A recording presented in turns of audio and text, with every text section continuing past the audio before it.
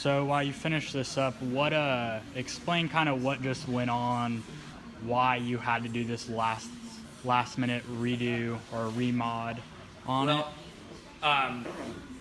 What happened was it was kind of a hiccup in communication with two different architects. So we have an architect that makes the final decision on everything, and we have an architect that coordinates the delivery. So we were in touch with the coordination architect, and when we do large conference tables for AT&T, they usually have these electrical boxes in them. Right. And this table happened to not. And when I spoke with the architect that designs everything, we were coordinating for delivery tomorrow. I knew enough to tell her, hey, this doesn't have a box in it, or boxes in it, which is a little strange. And she said, yeah, that is strange, because they should have them in there. So I guess there was a communication gap, and she said, you know, we really need to get these in there. I still want it to be delivered tomorrow. So we pretty much paused everything else that's happening in our shop and got this turned over, and we're putting the boxes in so we can meet the deadline of tomorrow. So Gotcha. just kind of something extra we're doing for them. Right. They take care of us, so we take care of them. So. Very cool. So is this for their headquarters here locally? This is the downtown headquarters, downtown Dallas. Let's go to the 21st floor of the Ackerd Street building.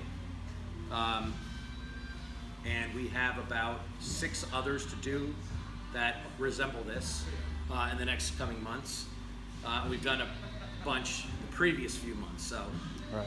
They're redesigning their whole headquarters building. We're doing many of their great room conference tables for the executive levels. Right. So we have this one in here. We also have that table in there next to Bill there. That's a cotton mill table. That's about a 1,000-pound table. Wow. And that's also for AT&T. It's a teleconference table. Okay. And that was specifically built. That's a little bit out of the norm too. Yeah. That design. But they kind of gave us their ideas and kind of what they're looking to do, and we built it to the specs. They didn't want live edge, but they sent us a table of a picture that had a live edge that looked like that, and we mimicked. Right.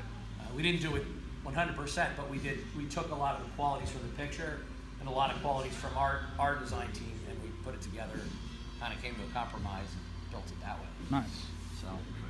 So I have maybe it's a silly question, but I'm sure many people are kind of curious about it too, is how do you go about, maybe not this specific weight, but once you get to that heavier table and you're looking at moving it up 20 floors? Yeah. So every table that we do or pretty much every table that we do for AT&T, we did a lot of their lobbies, so that there's an exception, but any other table that we're doing that's going up in an elevator, we have to actually cut them in half and then run them up the elevator. Interesting.